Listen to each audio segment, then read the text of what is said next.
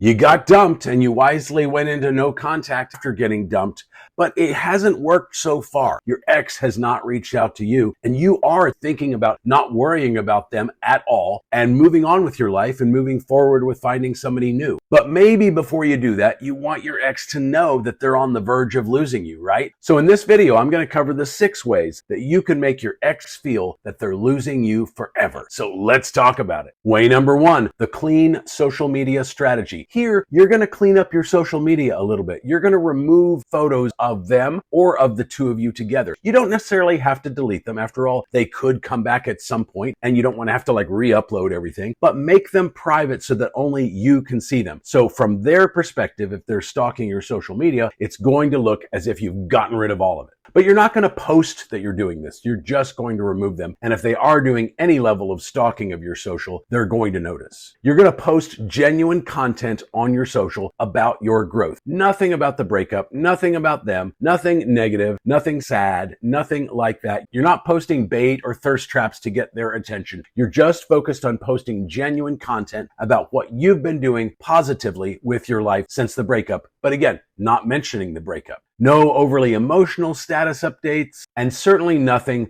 that's indirectly trying to get their attention. Just show your life progressing naturally. Way number 2, the friend circle shift. You're going to start to cultivate new friend groups. I don't want you to abandon your old mutual friends. I don't want you to abandon family connections if you were friends with some of their family members. I don't want you to do that unless it is having a toxic effect on your mental health. But I do want you to begin to cultivate new friendships with people who don't know your ex and who weren't part of that friend group. Create memories with these new people. And cultivating these new friendships is naturally going to expand your world because they may be into hobbies and activities that you were never previously into. And now you're getting into these new things and you're learning new skills, you're having fun, and you're moving forward with your life in new ways and with new people. And for your old friends that you shared with your ex, they're naturally going to be seeing this growth in you and they may be talking about it with your ex, but never ask them to talk about it with your ex.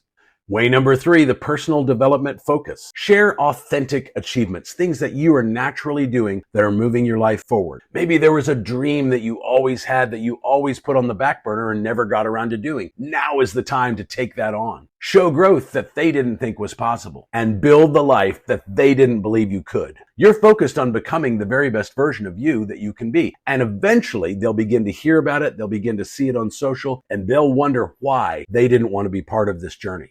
Way number 4, genuine independence. If you were a long-term couple, and especially if you were living together, there were probably a lot of divided duties. You did these things, they did these things, and now you are single, and you're naturally having to focus on a lot of things that you didn't have to focus on previously. So handle these shared responsibilities with dignity and with class and without procrastinating and without letting some of them fall by the wayside. You're learning how to solve problems without their help, and you're learning how to take care of business all by yourself. And along the way, you're going to create new traditions and new habits because taking on all these things that you didn't have to used to do by yourself is naturally going to facilitate growth in you in terms of figuring out how to take care of it all. Show complete self-sufficiency.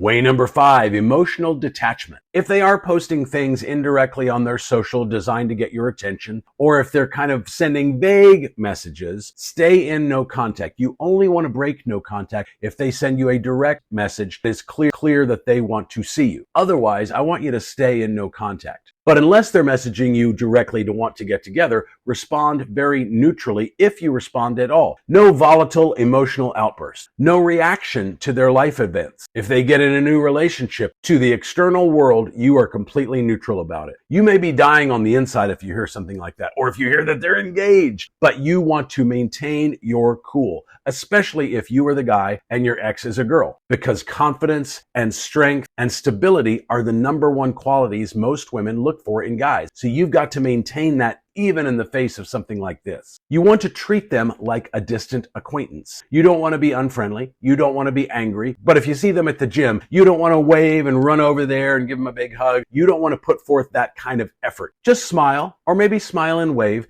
and then go about your business. And if they really want to see you, and if they really want to connect with you, they need to come to you. Essentially, you want to show them through your actions that you have processed the breakup and that you have moved on. You're not sitting around feeling sorry for yourself. You're not despondent. You're not angry. You're not in anguish. You have moved on with your life. And way number 6, the future focus. Share long-term plans confidently with family and friends and on social media. Maybe you've got this amazing trip planned. Maybe it's somewhere that the two of you had talked about going. But don't be afraid to share those plans with the world. Show forward momentum in your life. Create this amazing life for yourself. And guess what? It's a life that doesn't have room for them. Through your actions and what you're posting on social media, you are demonstrating that you have outgrown them. You've outgrown the relationship. You're not angry about it, but it no longer serves a purpose in your life and you're moving on. Ultimately, this is not about revenge. As they say, living well is the best revenge, and that's exactly what you want to do. You're not focused on them. You're not doing any of these things for them. You're doing it for yourself so that you can live this amazing dream life for the rest of your life and find an amazing person to share it with. And if they do come back, great. And if you want them back still at that point, great. You may find, though, that you go through all this process and you don't really want them back anymore, and that's A-OK. Always remember to emphasize authentic growth